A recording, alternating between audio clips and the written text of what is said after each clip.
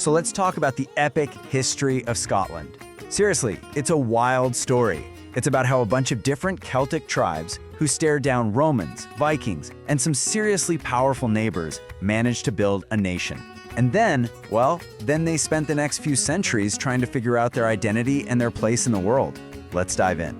And if there's one single thread you can pull through this entire, often brutal history, it's this: the absolute stubborn determination of the Scottish people to control their own fate. That's the engine driving this whole story. We're going to see it pop up again and again. All right, so here's how we're going to break it down. We're looking at the story in 5 main acts. First, how they even forged a kingdom. Then, the legendary wars to keep it. After that, the complicated story of uniting with England. Fourth, the search for a new identity inside that union. And finally, how all of that history leads straight to the political debates happening today. Okay, let's start at the very beginning, in this rugged, pretty wild land.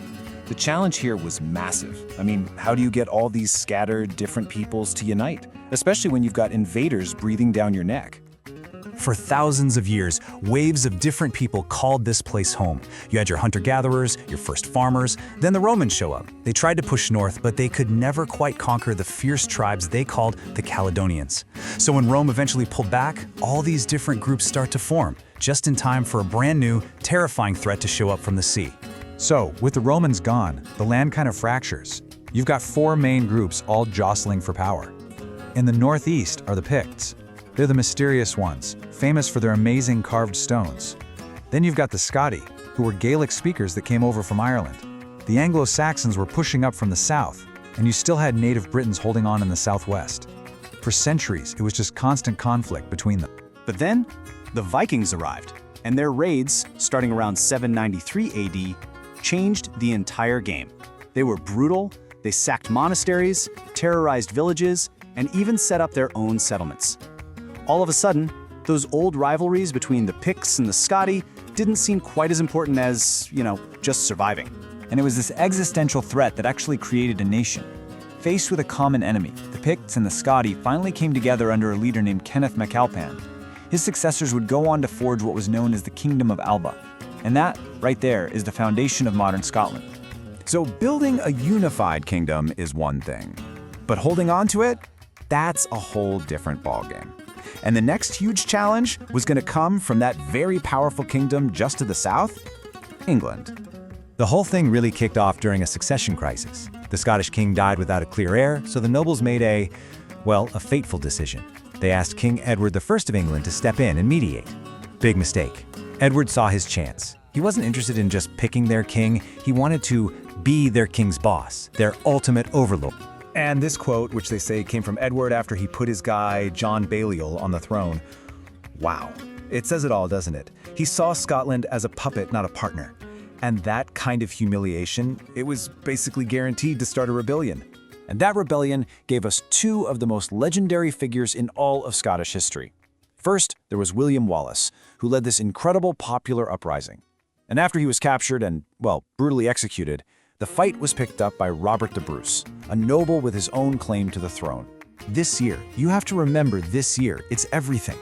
At the Battle of Bannockburn, Robert the Bruce, with a much smaller Scottish army, pulled off a stunning, absolutely decisive victory against a massive English force. This one battle basically guaranteed Scotland's independence for the next 4 centuries. But here's where history gets complicated. How does a nation that fought so hard and for so long to be free end up in a political union with the very same neighbor it fought against? It's a fascinating question. So this path to union wasn't one event. It was more like a slow-motion crash in 3 parts. First, in 1603, a total fluke of history, Scotland's King James VI also inherits the English throne. So now the 2 countries have the same king. Fast forward about a century, and Scotland suffers a national catastrophe. It's called the Darien Scheme, a disastrous attempt to set up a colony in Panama. It bankrupted the nation, wiping out something like a fifth of the country's entire wealth.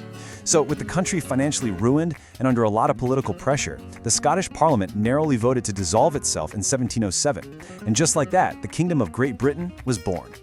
Okay, so the kingdom is gone, the parliament is gone. But what about the nation? What about the people? The next big challenge was figuring out what it even meant to be Scottish anymore now that they were part of this new, bigger country. And right away, the country basically split in two. On one side, you had the Jacobites. They were still loyal to the exiled Stuart kings and fought these bloody, romantic, but ultimately doomed uprisings to try and break the Union. And on the other side, you had the Scottish Enlightenment, this explosion of genius with thinkers like Adam Smith who embraced the Union, seized its opportunities, and literally helped shape the modern world. That Jacobite dream of a separate kingdom? It died hard, right here. The Battle of Culloden was a quick, horrific defeat. It didn't just end the rebellions, it led to the British government systematically taking apart the entire traditional Highland clan system. But out of all that turmoil, a completely different Scotland was born.